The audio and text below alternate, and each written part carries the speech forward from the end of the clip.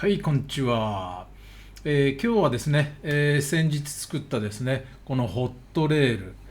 ルと、それからマグネットボールピースのハンバーガー、これを搭載した、ギターで、それぞれのピックアップのインプレッション、サウンドチェックをしてみたいと思います。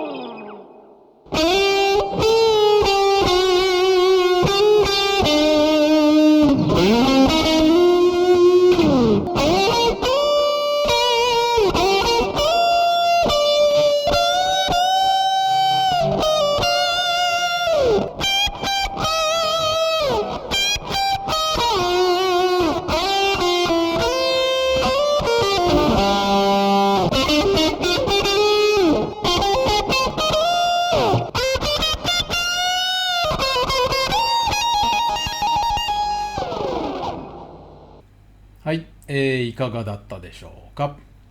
まあね、典型的なハンバッカーのブンブンした音は出てませんけども、またシングルと違った感じのですね、すっきりとした感じのハンバッカーの音、そんな風に仕上がっているように思えます。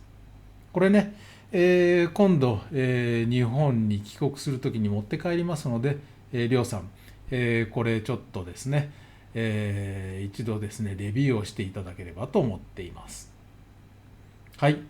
そんなことで、またよろしければお付き合いください。